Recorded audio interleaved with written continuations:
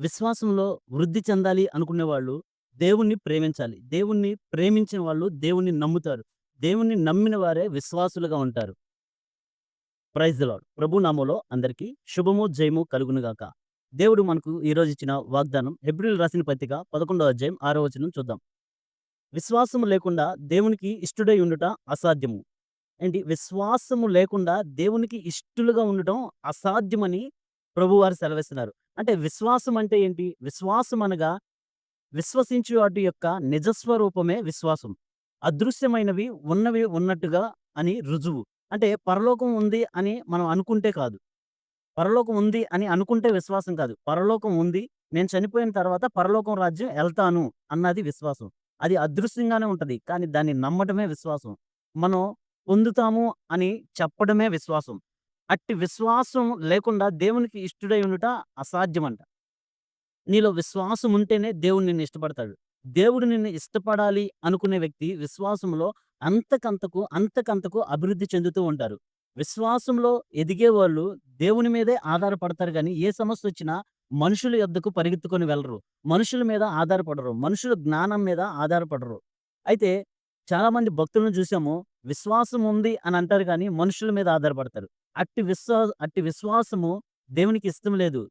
నీకు ఏ సమస్యొచ్చినా, ఏ ప్రాబ్లమ్ వచ్చినా దేవుని ఎదుట పెట్టి, దేవుని యొద్ద విచారణ చేసి, దేవుడు ఏది చెప్తే అది చేసేవాడే విశ్వాసి.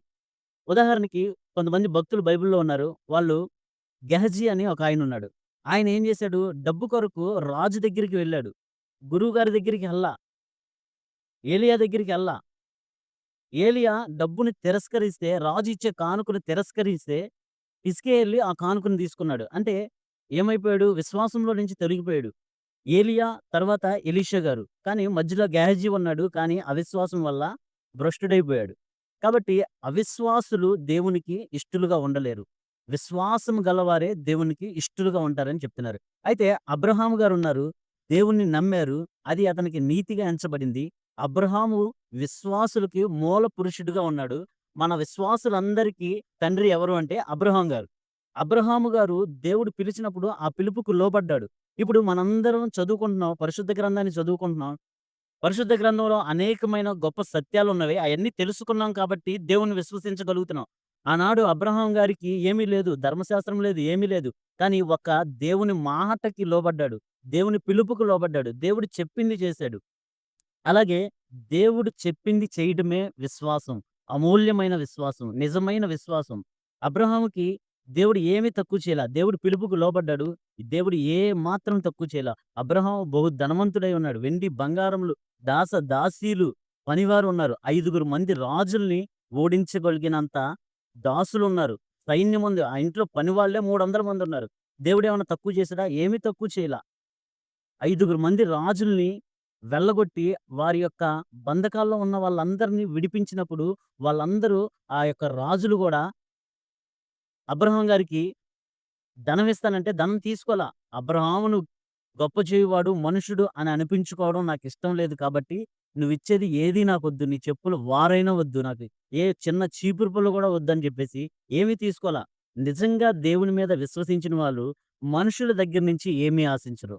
అయితే అబ్రహాము దేవుణ్ణి నమ్మాడు కాబట్టి విశ్వాసులకు మూల పురుషుడుగా ఉన్నాడు. ఈరోజు నువ్వు నేను దేవుని మీద విశ్వాసం ఉంచితే మన కుటుంబంలో, మన వంశంలో మూల పురుషులుగా మనం ఉంటాం. విశ్వాసులకి మన వంశంలో తండ్రిలాగా, తల్లిలాగా మనం ఉంటాము.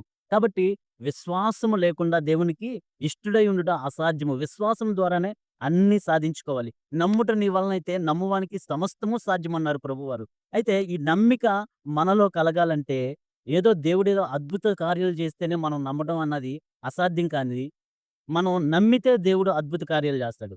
దేవుడు చాలామంది ఏంటంటే, మా జీవితంలో దేవుడు ఈ కార్యం చేస్తే, దేవుడు నాకు ఈ ప్రాబ్లమ్‌ని తీరిస్తే, నేను విశ్వాసులుగా దేవునికి ఇష్టుడుగా ఉంటాను అని అంటారు. అది అసాధ్యం. అలా ఎప్పటికి జరగదు. ఎప్పుడు చేయలేరు. ఎప్పుడు ఉండలేరు.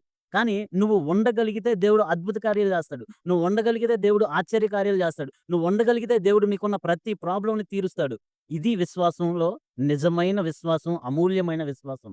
కాబట్టి ప్రభువారి శిష్యులు ఆయన దగ్గరికొచ్చినప్పుడు, "ప్రభువా! ఆ మూగ దెయ్యాన్ని మేమెందుకు వెళ్ళగొట్టలేకపోయామంటే, విశ్వాసము లేనందువల్లనే, ప్రార్థన లేనందువల్లనే, ఉపవాస ప్రార్థన లేనందువల్లనే" అని ప్రభువారు చెప్తారు. ప్రార్థన ఎప్పుడు చేయగలవు? ప్రార్థన దేవుడు నమ్మితే దేవుడు గొప్ప కార్యం చేయగలడు అని చెప్తేనే, అది నమ్మితేనే నువ్వు ప్రార్థన చేయగలవు. ఎప్పుడు ఉపవాసం ఉండగలవు? దేవుడు గొప్ప కార్యాలు, అద్భుత కార్యాలు, ఆశ్చర్య కార్యాలు చేస్తాడు అని నువ్వు నమ్మగలిగితేనే నువ్వు ప్రార్థన చేయగలవు, ఉపవాసం ఉండగలవు. అందుకనే ఉపవాసము, ప్రార్థన నీకు విశ్వాసం మీద ఆధారపడి ఉంటది కాబట్టి, ఆ విశ్వాసంతో నువ్వు ప్రార్థన చేసినప్పుడు దేవుడు నీ జీవితంలో గొప్ప కార్యాలు అనుమతిస్తారు, అంగీకరిస్తారు. గొప్ప కార్యాలు నీ కుటుంబంలో, నీ పట్ల, నీ కుటుంబం పట్ల చేయడానికి దేవుడు సిద్ధంగా ఉన్నారు. అందుకనే ప్రభువారు ఏమన్నారంటే, నమ్ముట నీ వలనైతే నమ్మువానికి సమస్తము సాధ్యమన్నారు. ఇట్టి కృప నీకు, నాకు, మన కుటుంబాలందరికీ దేవుడు ఇట్టి కృపను దయచేయును గాక. ఆమేన్. Praise lord. ప్రభు నామములో అందరికీ శుభము, జయము కలుగును గాక. సమస్త ఘనత, మహిమ దేవునికే, ప్రభువుకే చెల్లును గాక. ఆమేన్. Praise the lord.